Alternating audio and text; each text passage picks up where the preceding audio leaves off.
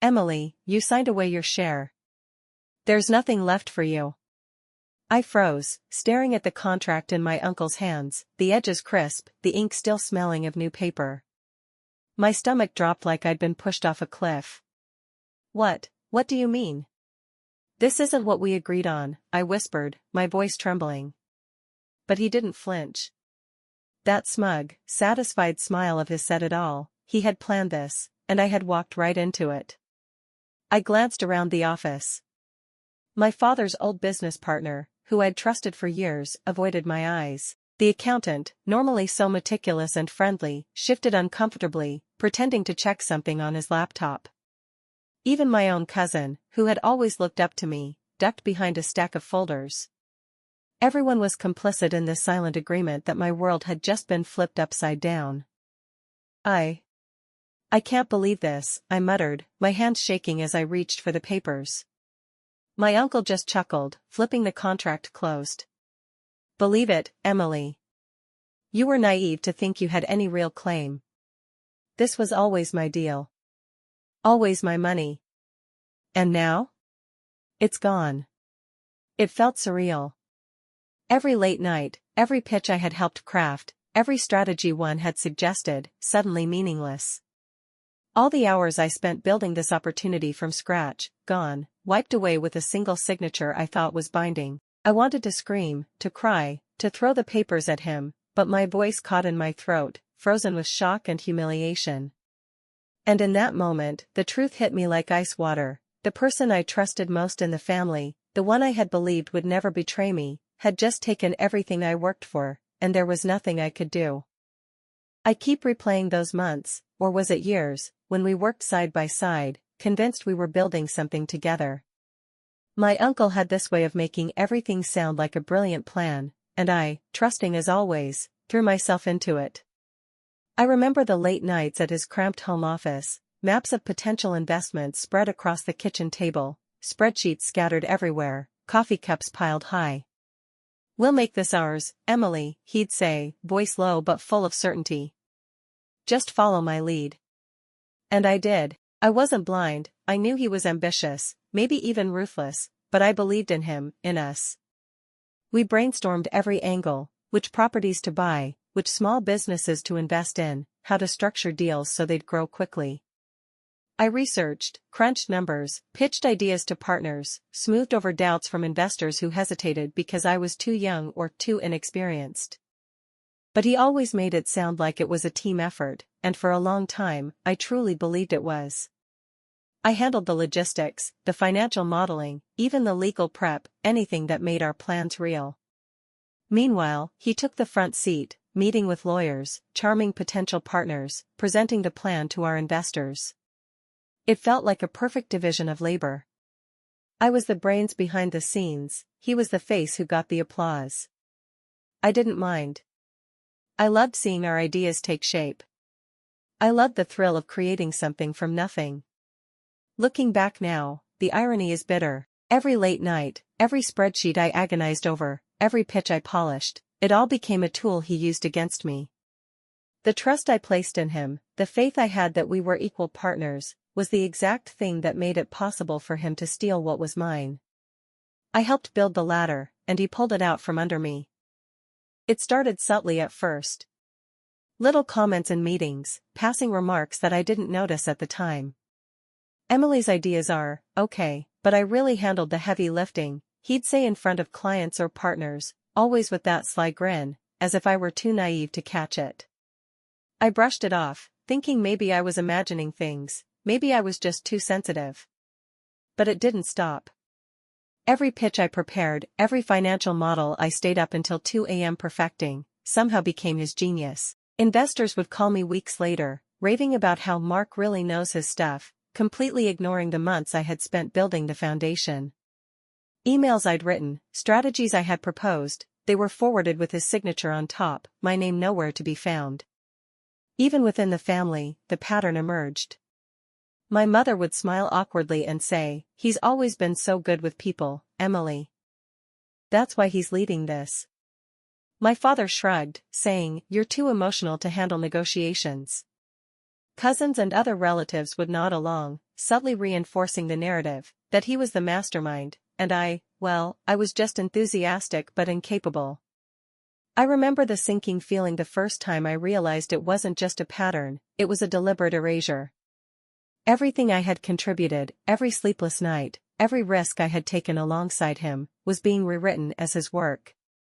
And the worst part? I had let myself trust that the family would see the truth, that they would recognize my efforts. But they didn't. They didn't even seem to want to. And in that quiet, humiliating moment, I understood something crucial: no one was going to protect me. No one was going to give me credit for the work I had done. If I wanted justice, or even recognition, I was going to have to take it for myself. It wasn't a spur-of-the-moment decision. I realized that later, too late. My uncle had been planning this long before the contract landed on my desk, before he smiled that smug smile and told me I had no claim. The clues were always there, buried in his advice and suggestions. Every time he insisted I let him handle certain meetings alone, every time he pushed me to sign papers without reading the fine print, every gentle nudge to trust him completely now felt like a calculated move. I remember the day I first glimpsed it, though I didn't understand it at the time. We were reviewing an investment in a small tech startup. He suggested I let him handle the legal review because it's complicated for someone without experience. I hesitated, uneasy, but I trusted him. Weeks later, the contracts came back, with clauses I hadn't approved, clauses that would later strip me of my share entirely. Looking back, the smile he gave me when I asked a question about it now seems like a predator savoring the moment before the strike. Then there were the conversations he had off the record with family members. I overheard bits here and there, dismissed them at the time: "It's only temporary, she won't notice," or "she's too emotional to fight this." At the time, I thought he was just venting, but he wasn't. He was laying the groundwork, manipulating narratives so that when the betrayal finally happened, no one, including me, would think to question it. By the time the contract arrived, it was all too clean. Everything had been orchestrated to seem legitimate, almost inevitable. I had been set up from the beginning, my trust weaponized, my contributions erased, and my position systematically dismantled. And he had the audacity to act as if I were the naive one, the one who failed to see reality.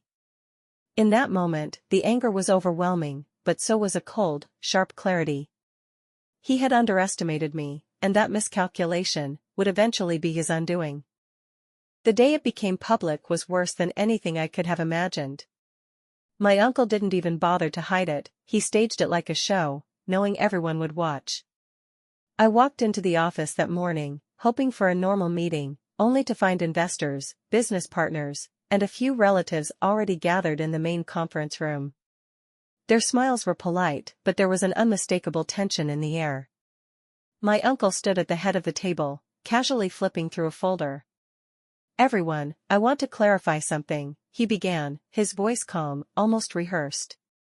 "Emily here has decided to step back from our investments. She sold her shares. From now on, I will be handling everything." I froze. My mouth went dry. I tried to speak, to correct him, but the words wouldn't come. The investors nodded, some murmuring congratulations to him, completely unaware, or perhaps choosing to ignore, that this was not my choice. My colleagues shifted uncomfortably, avoiding eye contact. Even those I had trusted the most in our small circle of business partners looked away, as if pretending I didn't exist. My family, well, they were worse. My cousin gave me a tight, awkward smile. My aunt whispered, "It's just business, honey. Don't take it personally." And my mother, she didn't look at me at all. She didn't need to. Her silence spoke volumes. I felt a wave of humiliation crush me. Not only had I been betrayed, but everyone I knew seemed complicit, or at least unwilling to step in. The room was silent, except for his voice, smooth and confident, narrating a story where I willingly gave up everything I had built. And for the first time I realized, the world had seen my fall. Not just my uncle, but everyone who mattered in that moment. They had seen the woman I trusted most betray me, and there was nothing I could do to undo it. After the meeting, I was left alone with my family in the hallway. My chest felt tight, my hands shaking, but I forced myself to stand tall. "How could you all just let him do this?" I asked, my voice barely controlled. My aunt sighed, giving me that familiar look of pity. "Emily, you have to understand, he didn't really have a choice. It's complicated. He had to protect the investments, the reputation, you know how these things work." My mother nodded slowly, avoiding my eyes. "Honey, you're just too emotional. You'd have made mistakes if you stayed involved. He's experienced, he had to step in. You have to see it from his side." Even my cousins chimed in, half-heartedly trying to soothe me. "It's not personal, Emily. You know Uncle Mark, he's just looking out for everyone." Every word felt like a knife twisting in my chest. They were minimizing it, rewriting history in real time. The hours I had poured into research, planning, and negotiating? Suddenly irrelevant. The late nights, the sleepless weekends, the sacrifices, all dismissed. I was being told that my pain was unwarranted, that my uncle's greed and manipulation were justified. I wanted to argue, to scream, to make them see the truth.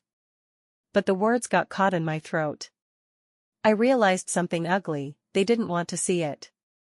To acknowledge what he had done would mean admitting that they had been complicit, even passively, and that was too uncomfortable for them. So instead, I let them talk, nodding quietly, absorbing every justification. I let them rationalize his betrayal. And while they were busy rewriting history, I began quietly observing, taking mental notes. Because even if they couldn't support me, I could at least learn who I could, and couldn't, count on. And more importantly, I realized I would have to rely entirely on myself. After that hallway conversation, I stopped arguing. I stopped pleading. I stopped trying to make anyone see the truth. It was exhausting, and I realized it was pointless. My uncle had already set the stage, my family had already taken sides, or at least chosen silence, and the world was too willing to accept his story over mine. So I did what I hadn't done before, I watched. Quietly. Patiently. I observed every meeting, every phone call, every subtle smirk when he thought no one was looking. I paid attention to which clients responded to him out of fear, which partners relied on empty promises, and which employees whispered their doubts behind closed doors. Every interaction became a puzzle piece, and I began seeing the patterns he had left behind: greed, arrogance, overconfidence. I also watched myself. I realized how much I had allowed my trust and loyalty to cloud my judgment. I had poured everything into a venture that could be so easily taken from me because I believed in the fairness of others. That belief was my weakness, and now it was my advantage. Days turned into weeks, and still I said nothing. No confrontations, no emails, no angry phone calls. Just observation. Each passing day, my anger became colder, sharper, more focused. I started making mental notes: what he valued, what he feared, where he cut corners, where he overestimated himself. In the quiet, I understood a powerful truth: I didn't need to fight him head-on. I didn't need to prove myself to my family or the investors who had been fooled. I just needed to wait, to learn, and to plan. Because patience would become my weapon, and when the time came, I would strike where it hurt the most. It hit me one night as I sat alone, reviewing old spreadsheets and emails I had saved from before the betrayal. Every number, every strategy, every deal I had painstakingly built, my fingerprints were all over them. And yet, none of it was recognized.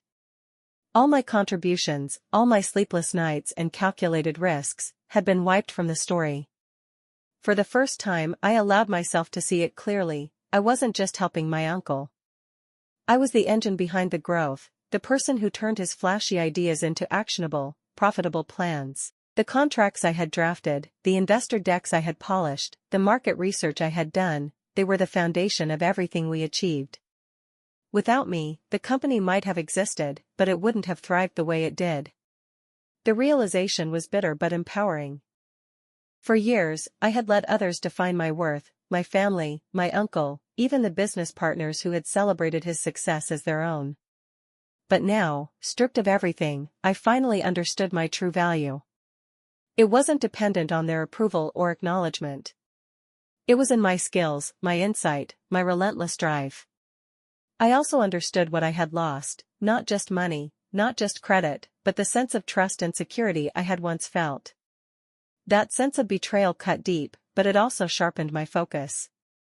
I no longer wanted their recognition, I wanted proof. Proof that I could build something from the ground up, without relying on anyone else, and that the success would speak for itself.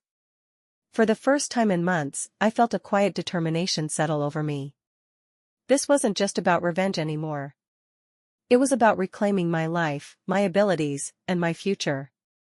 And I knew that when I started again, I would build something stronger than anything my uncle, or my family, could imagine. I didn't announce it. I didn't post on social media or tell a single soul in the family.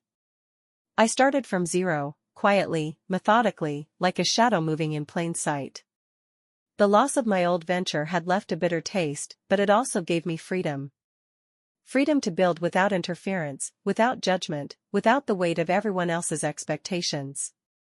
I rented a small, nondescript office downtown, furnished it myself, and began laying the foundation for a new business.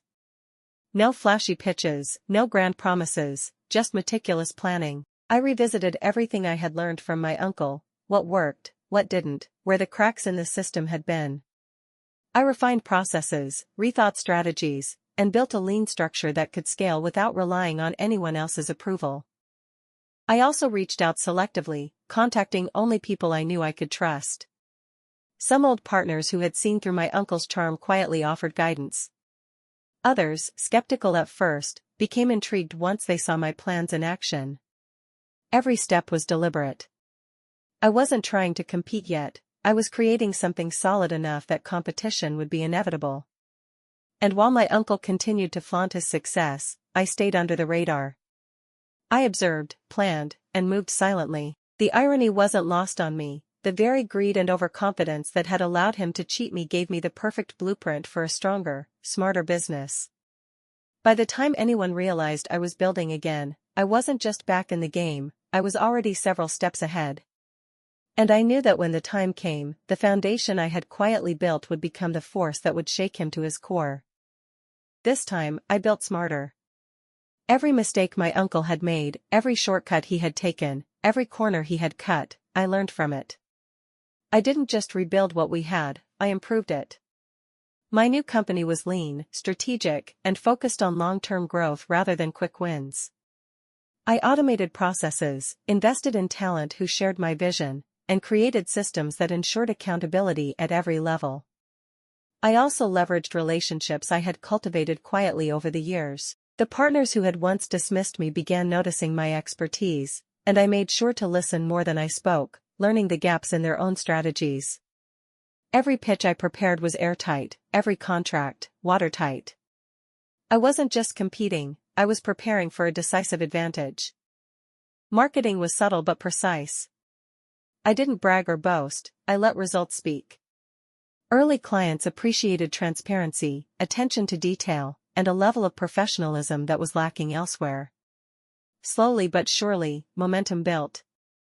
Word of mouth became my ally. People began to see me not as the niece who got cheated, but as a force in the industry in my own right. And all the while, I kept my eyes on him. I watched as his overconfidence continued, as he neglected crucial details, as he assumed my absence meant he was untouchable. Every misstep he made was a reminder of how far ahead I could go when I combined experience, strategy, and patience. I wasn't just building a business, I was building proof. Proof that intelligence, persistence, and integrity could outperform greed, entitlement, and deceit. And with every passing day, the foundation I had quietly constructed grew stronger, ready for the moment it would eclipse everything my uncle thought he had taken from me. The first signs of real success were subtle, almost imperceptible. A small client switched from my uncle's company to mine, citing better communication and reliability. Then another. And another. At first, I didn't notice the pattern, just small victories, but soon it became clear, my company was gaining traction while his was starting to falter.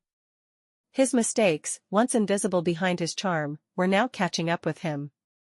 Deals fell through, employees became frustrated with his reckless management, and investors began questioning his promises. Meanwhile, I stayed focused, methodical, and patient. I nurtured each client, ensured flawless execution, and quietly built a reputation for excellence. The irony wasn't lost on me. He had cheated me, assumed I would crumble, and left openings in his own empire that I could exploit, not recklessly, but intelligently. Where he had relied on bravado and charm, I relied on competence and consistency. And gradually, people began to notice. Partners who once brushed me aside now sought my advice. Employees whispered about the stark contrast between the two companies. It wasn't loud, dramatic, or vengeful. It was quiet, steady, and undeniable. Every contract won, every satisfied client, every positive review chipped away at the image my uncle had built and inflated through deceit. And for the first time, I felt something I hadn't in months, a quiet, satisfying vindication. I had started from zero, but the momentum was building. My company wasn't just surviving, it was thriving, and the cracks in his empire were widening with every passing day. The game had shifted, and I was finally in control. The turning point hit quietly, but it hit hard. It started with a single call from a longtime client of my uncle's company. "We've been reviewing our options," they said cautiously. "Honestly, Emily, we trust you more. We'd like to move our account to your company." My heart skipped a beat, but I kept my tone calm, professional. "Of course, we'd be happy to help." Soon after, more clients followed. Word spread faster than I anticipated. Employees who had once towed the line under my uncle's overbearing management began reaching out, curious about the opportunities in my company. Some were careful, others bold.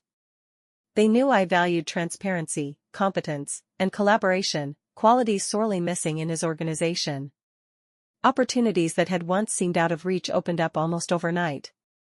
Investors who had once dismissed me were now interested, intrigued by my track record and the reputation I had quietly built. Each new deal reinforced the momentum, and I watched as the balance of power began to shift. Even in my uncle's own circles, murmurs started. He tried to maintain control, but cracks appeared in the foundation he thought was untouchable. Meetings he led were met with skepticism. Partnerships he relied on were reconsidered. And while he still wore the mask of confidence, I could see the unease creeping into his eyes whenever he heard my name mentioned. It was subtle, but unmistakable. The tide was turning. And I knew, with quiet satisfaction, that it wasn't luck or chance, it was strategy, patience, and learning from every mistake he had made. The world was starting to see what I had always known, that I was not just capable, I was unstoppable. I could see it in his eyes the first time we crossed paths at a conference. My uncle, always confident, always in control, paused mid-conversation when he noticed me. The subtle shift was unmistakable, the arrogance was gone, replaced by a flicker of something else, recognition. Fear, maybe. Respect, begrudgingly earned. He had underestimated me. Every deal I had quietly secured, every client who had shifted allegiance, every opportunity one had nurtured into fruition was now a direct challenge to his empire. And suddenly, I wasn't just the naive niece who had been cheated, I was the competitor he couldn't ignore. His moves became more frantic, more calculated, but also more transparent. He tried to win back clients, entice employees with promises he couldn't keep, and pressure investors to stay loyal. But by then, it was too late. The relationships I had built, grounded in trust and competence, were stronger than any charm or manipulation he could muster. Even family members began to notice. The ones who had justified his actions before now exchanged hesitant glances. My success was undeniable, and the story they had rewritten in his favor was unraveling. Whispers of admiration and resentment began to circulate as the world slowly recognized that I was no longer the one sidelined. It was a strange, intoxicating moment. The person who had once stolen from me, who had plotted and manipulated every detail, now had to confront the reality that I had become the force to reckon with.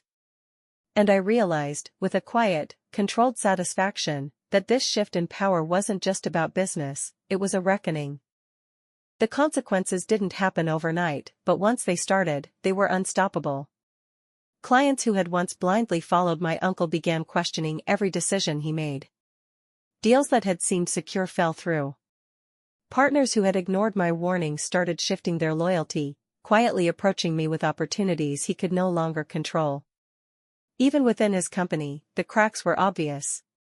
Employees who had tolerated his arrogance and deceit began leaving, quietly seeking stability and integrity, both of which my company offered. Rumors spread, first whispered in hallways, then acknowledged in meetings. The man who had seemed untouchable was faltering, and the reason was impossible to ignore. Family dynamics shifted too. Relatives who had once justified his actions began avoiding his side, or awkwardly trying to align themselves with me, the one who had turned adversity into triumph. Some even apologized quietly for underestimating me, for believing his narrative over the truth. And the truth, it surfaced in ways that were impossible to hide. Legal documents, financial records, and email threads, all the evidence of his deception, came to light, quietly confirming what I had always known: he had orchestrated my loss, counting on my silence and trust. Watching it unfold was surreal. I didn't revel in vengeance, I didn't need to. The collapse was measured, inevitable, and fair. The same greed and manipulation that had been used against me became the instrument of his downfall. And I realized, with a quiet satisfaction, that justice had a way of finding its own path, even when the world had seemed blind. Looking back now, I realize that the betrayal was never just about money or a business. It was about trust, family, and the painful lesson that not everyone you love will act with integrity. My uncle's deceit cut deep, and for a long time, it felt like the end of everything I had worked for. But it wasn't. The most important lesson I learned is this: your worth is not defined by how others treat you, nor by the recognition they choose to give, or withhold. It's in your skills, your resilience, and your ability to create, even when the world seems stacked against you. Being cheated doesn't make you weak, it gives you clarity, focus, and, if you harness it wisely, an unstoppable drive. I also learned the value of patience and strategy. I could have reacted impulsively, trying to confront my uncle or prove myself to my family, but that would have played into their expectations. Instead, I built quietly, methodically, letting my work speak for itself. Success was the ultimate response, measured, undeniable, and permanent. To anyone who has been tricked or betrayed by family, do not let their actions define your future. Observe, learn, and plan. Protect yourself, but never lose sight of your own value. And remember, sometimes, the very people who think they've crushed you are the ones who unknowingly teach you how to rise higher than they ever could. Because in the end, it's not revenge that matters, it's reclaiming your life, your vision, and your power. And that is a victory no one can ever take away.